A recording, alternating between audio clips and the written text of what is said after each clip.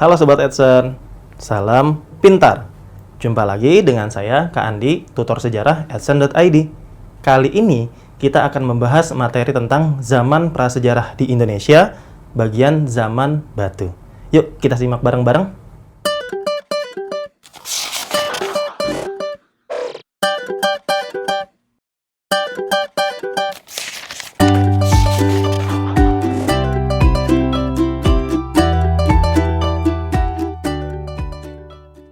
Nah, Sobat Edson, kali ini kita akan membahas materi tentang masa prasejarah di Indonesia. Sebagaimana yang kita ketahui bersama, zaman prasejarah di Indonesia terdiri atas dua pembabakan masa. Yang pertama adalah zaman batu, dan yang kedua adalah zaman logam. Nah, sebelum kita masuk ke materi zaman batu, kita harus paham dulu bahwa masa prasejarah kadang-kadang diistilahkan juga sebagai masa praaksara. Kenapa? Karena pada masa prasejarah belum ditemukan tulisan. Nah, karena belum ditemukan tulisan, maka kadang-kadang zaman prasejarah juga diistilahkan sebagai zaman praaksara. Nah, bagaimana kemudian para sejarawan dan arkeolog menentukan tentang kehidupan pada masa prasejarah? Setidaknya, kehidupan pada masa prasejarah nantinya akan diteliti berdasarkan penemuan dua hal. Yang pertama adalah penemuan fosil atau peninggalan tulang belulang makhluk hidup pada masanya. Dan yang kedua adalah artefak, yaitu peninggalan peralatan yang digunakan oleh manusia pada masa prasejarah. Baik, yang pertama akan kita bahas adalah kehidupan masa prasejarah pada zaman batu. Kita tahu bahwa zaman batu setidaknya terdiri atas 4 pembabakan masa. Yang pertama adalah zaman Paleolitikum, yang kedua adalah zaman Mesolitikum, yang ketiga adalah zaman Neolitikum, dan yang keempat adalah zaman Megalitikum. Yang pertama akan kita diskusikan bersama adalah zaman Paleolitikum. Apa sih yang dimaksud sebagai zaman Paleolitikum? Kita bisa melihat dari dua kata yang membangun kata Paleolitikum. Yang pertama ada kata paleo, yang artinya adalah tua, dan ada kata litikum yang diambil dari kata litos, artinya adalah batu. Maka Paleolitikum artinya sama dengan zaman batu tua. Bisa dipahami ya? Jadi zaman Paleolitikum adalah zaman batu tua. Ada ciri-ciri kehidupan yang muncul pada zaman Paleolitikum. Yang pertama adalah bagaimana sih sebenarnya kehidupan sosial pada masa zaman Paleolitikum. Kita tahu bahwa pada masa zaman Paleolitikum, kehidupan sosial ditandai dengan pola kehidupan yang bersifat nomaden. Apa itu nomaden? Nomaden itu artinya berpindah-pindah. Kenapa sih manusia pada masa Paleolitikum hidup secara berpindah-pindah? Ada kaitannya dengan kehidupan ekonomi. Kehidupan ekonomi manusia pada zaman Paleolitikum ditandai dengan pola kehidupan yang dikenal istilahnya sebagai food gathering atau mengumpulkan makanan, atau istilah lainnya adalah masa berburu dan meramu. Oke, diingat-ingat, kehidupan sosialnya ditandai dengan pola kehidupan yang bersifat nomaden atau berpindah-pindah, dan pola kehidupan ekonominya ditandai dengan pola kehidupan food gathering atau berburu dan meramu. Kemudian, kebudayaan yang berkembang pada masa Paleolitikum setidaknya kita ketahui ada dua. Yang pertama adalah kebudayaan Pacitan, yang kedua adalah kebudayaan Ngandong. Kebudayaan Pacitan dan kebudayaan Ngandong ini memiliki peralatan yang berbeda-beda. Kebudayaan Pacitan nantinya akan menghasilkan peralatan berupa kapak genggam dan kapak perimbas. Sedangkan kebudayaan Ngandong adalah kebudayaan yang menghasilkan peralatan yang terbuat dari tulang. Jadi diingat bahwa kebudayaan yang mendukung kehidupan pada masa Paleolitikum adalah kebudayaan Pacitan dan kebudayaan Ngandong. Selanjutnya, siapa yang kemudian mendukung kehidupan pada masa Paleolitikum? Maka yang mendukung kehidupan pada masa Paleolitikum adalah satu, kita bisa sebutkan Meganthropus paleojavanicus. Kemudian Pithecanthropus erectus dan Homo soloensis serta Homo wajakensis. Meganthropus paleojavanicus, Pithecanthropus erectus, dan Homo soloensis serta Homo wajakensis. Yang menarik di sini adalah Pithecanthropus erectus adalah manusia yang kemudian mendukung kebudayaan Pacitan. Sedangkan Homo soloensis dan Homo wajakensis adalah pendukung dari kebudayaan Ngandong. Dengan kata lain, peralatan yang digunakan oleh Pithecanthropus erectus adalah peralatan berupa kapak genggam serta kapak perimbas. Sedangkan Homo soloensis dan Homo wajakensis adalah pendukung peralatan dari tulang. Artinya Homo soloensis dan juga Homo wajakensis menggunakan peralatan-peralatan yang terbuat dari tulang. Apa sih ciri-ciri peralatan yang digunakan pada masa Paleolitikum? Kita dapat menyebutkan bahwa pada masa Paleolitikum, ciri peralatannya terdiri atas batu-batu yang masih kasar. Artinya belum diasah. Kira-kira seperti itu penjelasan tentang kehidupan pada masa Paleolitikum. Selanjutnya adalah kehidupan pada masa Mesolitikum. Meso diambil dari kata mesos, artinya adalah tengah. Sedangkan litikum diambil dari kata litos, artinya batu. Sehingga Mesolitikum dapat kita terjemahkan sebagai zaman batu tengah. Atau kadang-kadang disebut juga sebagai zaman batu peralihan. Kenapa sih disebut sebagai zaman batu peralihan? Karena kehidupan pada masa Mesolitikum mengandung kehidupan atau unsur kehidupan pada masa Paleolitikum dan juga mengandung unsur kehidupan setelahnya, yaitu kehidupan pada masa Neolitikum. Nah, apa ciri-ciri yang tampak pada kehidupan pada masa Mesolitikum? Kita dapat melihat sama seperti pola kehidupan pada masa Paleolitikum yang ditandai dengan ciri kehidupan sosial, ciri kehidupan ekonomi, kemudian manusia pendukung, serta kebudayaan pendukungnya. Kita bisa lihat, yang pertama adalah bagaimana kehidupan sosial manusia pada masa Mesolitikum. Kehidupan sosial manusia pada masa Mesolitikum ini ditandai dengan pola kehidupan yang bersifat semi-sedenter. Apa sih yang dimaksud sebagai kehidupan semi-sedenter ini? Maka kehidupan semi-sedenter ini adalah pola kehidupan di mana manusia pada masa Mesolitikum telah hidup menetap, tetapi masih tahap awal. Maksudnya apa menetap tahap awal? Menetap tahap awal ini maksudnya adalah masyarakat akan tinggal pada waktu yang cukup lama di suatu tempat, tetapi kemudian dapat berpindah ke tempat yang lain. Kenapa? Karena manusia masih sangat bergantung pada pola kehidupan ekonomi yang ditandai dengan pola kehidupan ekonomi yang bersifat food producing, tetapi food producingnya masih tahap awal. Nah, jadi sudah food producing, sudah menghasilkan makanan, tetapi masih tahap awal. Akibatnya apa? Manusia pada masa Mesolitikum masih bergantung pada bagaimana cara mereka memproduksi makanan atau menghasilkan makanannya. Nah, kemudian kebudayaan apa yang mendukung kehidupan pada masa Mesolitikum?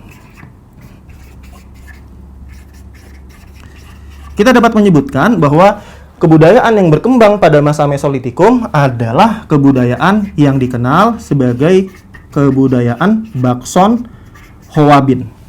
Kenapa disebut sebagai kebudayaan Bakson Hoabin? Karena nantinya peralatan yang ditemukan di wilayah Indonesia memiliki kemiripan dengan peralatan yang ditemukan di daerah Bakson Hoabin. Bakson Hoabin adalah suatu daerah yang berada di wilayah negara Vietnam, seperti itu. Jadi nanti ada kesamaan peralatan yang digunakan oleh manusia Indonesia pada masa Mesolitikum dengan peralatan yang digunakan oleh manusia di Bakson Hoabin. Pertanyaan selanjutnya adalah siapa kemudian yang mendukung pola kehidupan pada masa Mesolitikum.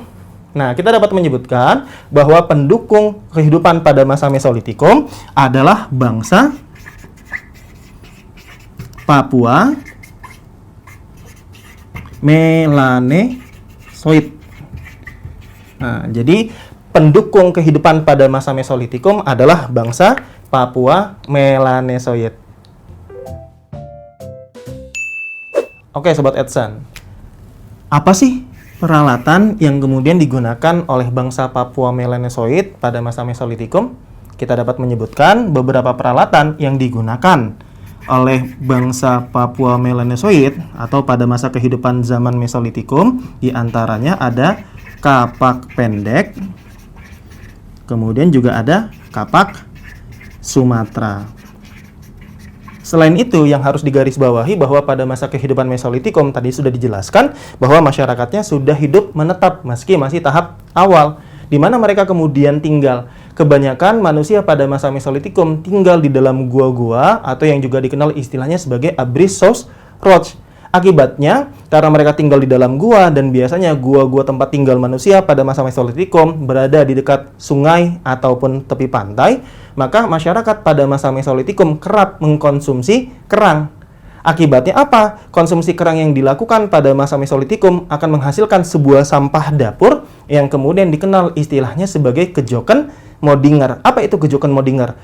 Kejoken modinger adalah sampah dapur berupa kulit kerang yang tingginya bisa mencapai 5 meter. Nah, Sobat Edson, kehidupan ketiga yang berkembang pada masa zaman batu adalah kehidupan masa Neolitikum atau yang sering disebut juga sebagai masa zaman batu muda. Kenapa sih disebut sebagai zaman batu muda? Gitu ya. Kita bisa melihat dari neo ini adalah istilah untuk menyebut baru atau muda, sedangkan litikum tadi ya sama seperti kata-kata sebelumnya, litikum diambil dari kata litos yang artinya adalah batu. Sehingga zaman Neolitikum dapat kita tafsirkan sebagai zaman batu muda. Nah, bagaimana ciri kehidupan yang muncul dan berkembang pada masa Neolitikum? Masa Neolitikum ini dianggap sebagai masa revolusi. Kenapa? Karena benar-benar terjadi perubahan besar di dalam masyarakat dari pola kehidupan sebelumnya, yaitu Paleolitikum dan Mesolitikum. Pada masa Neolitikum, kehidupan sosial masyarakat ini sudah ditandai dengan pola kehidupan sedenter. Artinya, masyarakat sudah hidup menetap. Sedangkan pola kehidupan ekonominya sudah ditandai dengan kemampuan masyarakat untuk food producing. Nah, food producing atau bercocok tanam. Nah, kemudian kebudayaan apa yang berkembang pada masa Neolitikum? Kita dapat menyebutkan kebudayaan yang berkembang pada masa Neolitikum adalah kebudayaan yang disebut sebagai kapak persegi. Peralatan yang kemudian digunakan pada masa Neolitikum adalah yang pertama kapak persegi, yang kedua ada kapak lonjong. Kapak persegi adalah peralatan yang umumnya ditemukan di kawasan Indonesia bagian barat. Sedangkan kapak lonjong adalah peralatan yang umumnya ditemukan di kawasan Indonesia bagian timur. Nah, kemudian siapa yang mendukung kehidupan pada masa Neolitikum? Kita dapat menyebutkan bahwa pola kehidupan pada masa Neolitikum didukung oleh bangsa yang kemudian dikenal sebagai bangsa Proto-Melayu. Yang menarik kemudian adalah karena masyarakat pada masa Neolitikum sudah hidup menetap, kemudian sudah mengenal pola bercocok tanam, lama-kelamaan masyarakat akan membentuk suatu komunitas yang ukurannya lebih besar, jauh lebih besar daripada masa awal, yang mengakibatkan kemudian dalam perkembangannya muncul kemudian sistem religi. Gitu. Sistem religi pada masyarakat di masa Neolitikum semakin berkembang. Nah, perkembangan ini kemudian mengakibatkan masyarakat masuk ke dalam satu tahapan berikutnya yang kemudian dikenal sebagai kehidupan masa Megalitikum. Mega artinya adalah besar, Sedangkan litikum batu, berarti megalitikum adalah zaman batu besar. Nah, kenapa disebut sebagai zaman batu besar? Karena pada masa megalitikum, peninggalan-peninggalannya adalah peninggalan berupa batu-batu yang berukuran besar. Yang harus digarisbawahi bahwa pada masa megalitikum telah berkembang dengan lebih pesat ya, sistem religi. Di mana sistem religinya ini terdiri atas dua bentuk. Yang pertama adalah animisme dan dinamisme. Animisme adalah kepercayaan terhadap kekuatan roh, sedangkan dinamisme adalah kepercayaan terhadap kekuatan benda-benda. Kita dapat melihat bahwa pada masa megalitikum, beberapa peninggalan yang kemudian muncul dan berkembang diantaranya adalah menhir. Apa itu menhir? Menhir adalah tugu batu yang digunakan sebagai tempat pemujaan. Jadi menhir adalah tugu batu sebagai tempat pemujaan. Kemudian ada dolmen. Dolmen apa? Dolmen adalah meja batu yang digunakan sebagai tempat untuk meletakkan sesaji. Kemudian apa lagi? Kita dapat menyebutkan ada sarkofagus. Sarkofagus. Sarkofagus adalah kubur batu. Nah, kemudian ada waruga. Waruga juga merupakan kubur batu. Lantas apa perbedaan antara sarkofagus dengan waruga? Perbedaannya ada pada ukurannya. Sarkofagus adalah kubur batu yang berbentuk panjang seperti lesung, sedangkan waruga adalah kubur batu yang berukuran lebih kecil dan bentuknya seperti kubus. Selain itu, kita dapat menyebutkan juga satu peninggalan berikutnya dari masa kehidupan megalitikum, yaitu punden berundak. Apa sih punden berundak ini? Punden berundak adalah sebuah bangunan bertingkat yang digunakan sebagai tempat untuk melakukan peribadatan. Jadi bisa kita sebutkan bahwa punden berundak adalah bangunan tempat peribadatan dilakukan.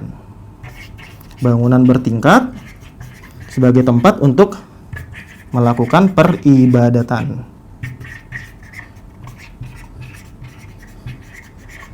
Nah, jadi ingat bahwa pada masa megalitikum telah berkembang sistem religi atau sistem kepercayaan yang lebih kompleks, merupakan kehidupan lanjutan dari masa neolitikum. Dapat dipahami sekalian oleh teman-teman? Bagaimana Sobat Edson? Sudah memahami pola kehidupan pada masa zaman batu? Demikianlah materi yang saya sampaikan terkait dengan materi zaman atau masa prasejarah di Indonesia, kehidupan pada masa zaman batu. Semoga bermanfaat. Jumpa lagi di video pembahasan selanjutnya. Salam pintar. Sekian Sobat Edson untuk video pembelajaran hari ini. Sampai ketemu lagi di video belajar berikutnya. Jangan lupa aktifkan notifikasi untuk video terbaru kami ya. Sobat Edson juga bisa mengunjungi edson.id dan temukan ribuan video pembelajaran. Sampai jumpa Sobat Edson, salam pintar!